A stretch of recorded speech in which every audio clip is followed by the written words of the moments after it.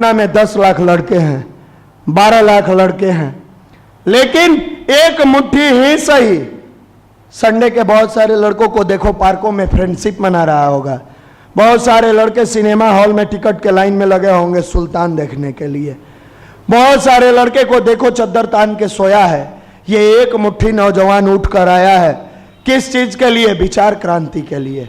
हमारा विचार बदले, हमारा थॉट बदले, हमारा इमोशंस बदले। तो मेरे मित्र, इस देश की जनसंख्या कितनी है? 125 करोड़ से ज्यादा है, लेकिन हमारे संसद भवन में बैठने वाले व्यक्ति कितने हैं? 5 4 3 543 को। 543 व्यक्ति अगर पूरे देश का नेतृत्व कर सकते हैं तो हजारों की संख्या पूरे विश्व का नेतृत्व कर सकता है, अवश्य कर सकता है। यह कभी अपने आप को कमजोर मत आंकना मेरे मित्र। आप यहां टेंशन लेकर नहीं आते हो, टेंशन दूर करने आते हैं। यहां आप आते हैं मस्ती से एंजॉय करते हुए। यह समझिए कि एक ऐसे मां बाप के गोद में बैठे हैं जो दिखते तो नहीं है लेकिन मेरी जिंदगी की बुराइयों को दूर करते हैं, जो दिखते तो नहीं है लेकिन मेरे करियर को संवारते हैं, जो दिखते तो नहीं है लेकिन मेरे अंदर एक ऐसा इंटरनल फोर्स देते हैं जिससे हम अपनी जिंदगी की बुराइयों को दूर करते हैं। कई बार मैंने सुनाया है कि हम बाहर में जाते हैं, जब यहाँ की बातों का जिक्र करते हैं तो कई लोग हमसे पूछते हैं युवा मंडल क्या है, कैसे है, क्या करता है, किस लेवल से आप लोगों का वर्क है। एक लाइन में उनको सुनाते हैं, कहीं पे धर्म बनते हैं, कहीं पर ईमान बनता है, कहीं पर हिंदू सिख ईसाई, कहीं मुसलमान बनते हैं। मेरे महफिल में आकर देख है मेरे मित्र, यहां पर केवल और केवल इंसान बनते हैं और इंसान बनते हैं।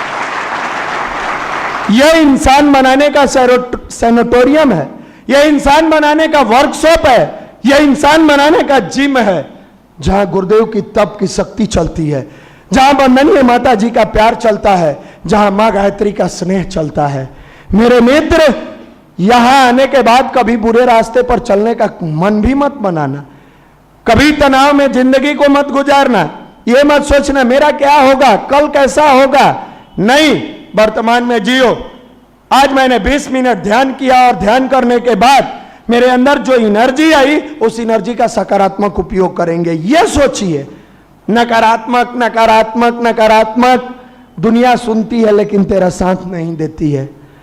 यह दुनिया बड़ा जालिम है मेरे मित्र, जो रो रो के आपके दुख को पूछती है और हंस हंस के समाज में शेयर करती है।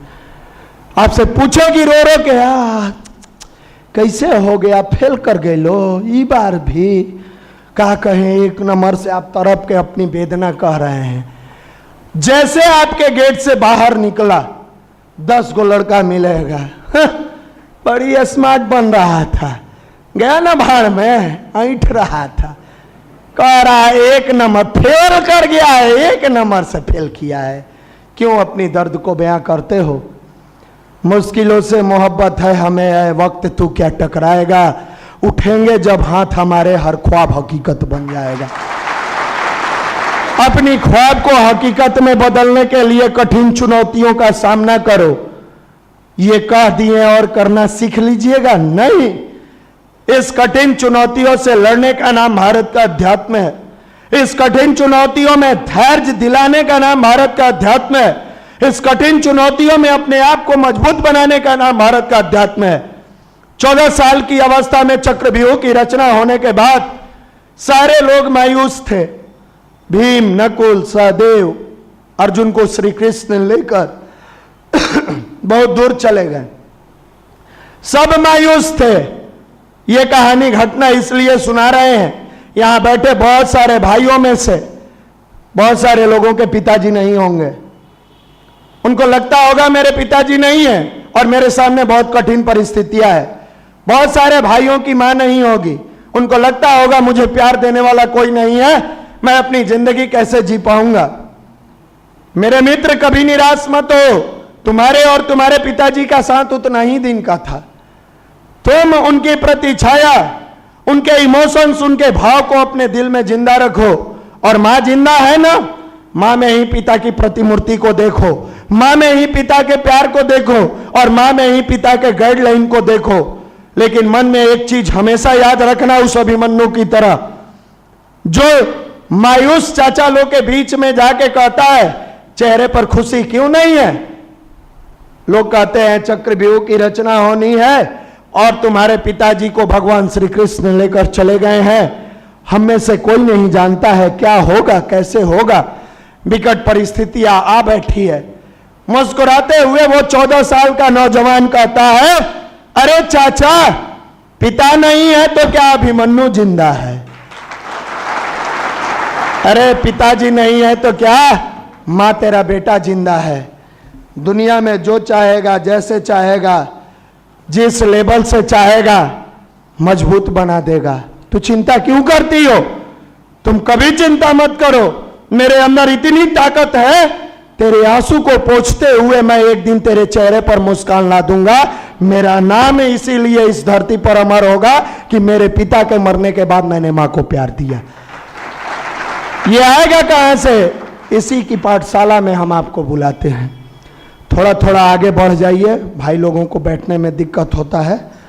जल्दी से पीछे देखिए मत, खट से आगे बढ़ जाइए। और बैठाने से पहले आप लोग इस सब बात का ध्यान रखिए, बीच में डिस्टर्ब नहीं किया कीजिए। शुरू में जब बैठाइए तो ध्यान रखिए, नहीं तो ऊपर प्रोजेक्टर लगा दीजिए। तो ऐसे नौजवानों को सुबह का भूला अगर शाम को घर लौट आए उसे भूला नहीं कहते हैं। मेरे मित्र, इस प्यार की गंगोत्री में आपको इसलिए हर रविवार को बुलाया जाता है कि आप आकर अपने व्यक्तित्व का निर्माण करते हुए चरित्र की धुरी पर इतना मजबूती से आगे बढ़े कि दुनिया देख के दंग रह जाए। आपके अंदर फुल ऑफ एनर्जी है, आपके अंदर बहुत ताकतवर पावर है। आप अपनी पावर का सदुपयोग करना सीखें। यह रुपया और पैसा से इंसान सुख और दुख नहीं भोगता है। इंसान अपने मस्तिष्क के सुख से सुख भोगता है और मस्तिष्क के दुख से दुख भोगता है। अभी रावण की कहानी भाई अभिषेक जी सुना रहे थे। भगवान रामचंद्र जब रावण मरने लगा तो गए उनके शरण में, महापंडित था रावण। और भगवान रामचंद्र से पूछा रावण, ऐ राम ये बताओ कि मैं क्यों युद्ध में पराजित हुआ और तू जीत गया? तो भगवान रामचंद्र कहते हैं, हो सकता है आपसे ज्यादा त्याग हम में हो, इसलिए उस त्याग का परिणाम मिला। मुस्कुराता है रावण और कहता है, राम और रावण के सामने त्याग की बात करते हो?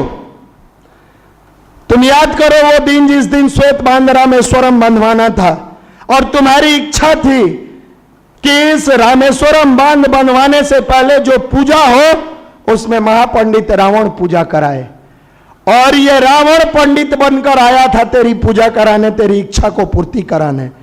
और संकल्प में जब तुमसे पूछे कि तुम्हारा संकल्प किस चीज के लिए है, ये बांध बनेगा, क्या करोगे, संकल्प बताओ, तो तूने संकल्प में कहा था रावण के साम्राज्य का अंत हो और रावण का अंत हो।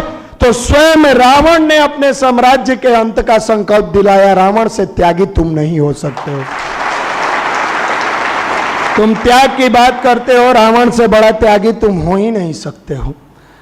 फिर रामचंद्र जी कहे, हो सकता है हम आपसे बड़ा दानी हूं। राम और तुम रावण के सामने दान की बात करते हो। जब जब मैं प्रसन्न होता था गर्दन काट के शिव को दान दे देता था। तुम एक बार दान देकर दिखाओ। नहीं दे सकते हो। तब भगवान रामचंद्र जी कहे कि आप ज्ञान की प्रकाष्ठा पर चरमोत्कर्ष पर हैं, बताएं क्या कारण है?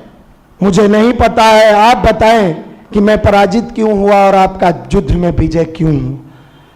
तब रावण कहता है रामचंद्र जी से, है राम आप मर्यादा पुरुषोत्तम हो, आप में किसी चीज की कमी नहीं है, आप बहुत अच्छे हो। आप में हम में फर्क इतना ही था कि मैं मानसिक रूप से चारित्रिक पतन का शिकार हो गया और संस्कृति की उत्थान करने वाली देवी सीता पर मेरी गलत निगाहें चली गई और मेरा मानसिक रूप से चारित्रिक पतन हुआ तो मेरे पूरे परिवार का नाश हो गया। मैं मानसिक रूप से गिरा था, तुम मानसिक रूप से मजबूत इंसान हो, इसीलिए तुम्हारा युद्ध में विजय हुआ। इस पर गुरुदेव लिखे हैं किताब, मन स्थिति बदले तो परिस्थिति बदले। जो लड़के मानसिक रूप से मजबूती के साथ गायत्री की साधना करते हुए, सामाजिक कार्य करते हुए अपनी पढ़ाई को करते हैं, उनका करियर देखिए। कोई ब्रांच मैनेजर है, कोई डिस्ट्रिक्ट जज है, कोई आईएएस है, कोई आईपीएस है। और कुछ लोग फेसबुक व्हाट्सएप में अपनी मानसिकता को गिरा के और तैयारी करते हैं, उनका उसी प्रकार हार होता है जैसा रावण का हार हुआ। मन के हारे हार है, मन के जीते जीत। मेरे मित्र, ये आपका मन जब सकारात्मक सोच के साथ आगे बढ़ता है तो आप बाल संस्कार शाला में समय देते हुए 8 घंटा जम के पढ़ाई करते हैं। और यह आपका मन जब नहीं लगता है तो न समय देते हैं आप, न पढ़ पाते हैं, टाइम पास करते हैं और आके रोज शाम में कहानी सुनाते हैं, भैया पढ़ने में तो मन नहीं लगता है, भैया मन भाग जाता है, 20 मिनट का ध्यान करते हैं, नहीं वो भी नहीं हो पाता है। मेरे मित्र, इस मन को प्रचंड बनाने के लिए हर रविवार को आपको यहां बुलाया जाता है। हर रविवार को अपना पीडीसी कल से जो शुरू हो रहा है वो भी इसी मन को ताकतवर बनाने के लिए आपका 5 दिन का क्लास चलाया जाता है। इसी के लिए हर रविवार को आप आते हैं कि आए हैं आप साधारण तरीके से, लेकिन आपके अंदर जो असाधारण प्रतिभा है उसको निखारते हुए और टेंशन फ्री होकर गुरु कार्य करते हुए अपने करियर को शानदार बनाइए। बहुत समय नहीं लेते हुए हम लोगों के मार्गदर्शक स्नेह और प्यार से उंगली पकड़ाकर चलाने से लेके इस विकट परिस्थितियों में धैर्य दिलाने की क्षमता रखने वाले परम आदरणीय मनीष भैया, जिन्होंने आज पूरे हिंदुस्तान में युवाओं को एक नई दिशा दी, एक जीवन जीने की नया कला विकसित किया। रोते हुए आने वाले भाइयों को आंसू पोंछकर मुस्कुराते हुए दौड़ाने का श्रेय आपको मिलता है। एक बार हम जोरदार ताली से आपका स्वागत करते हैं।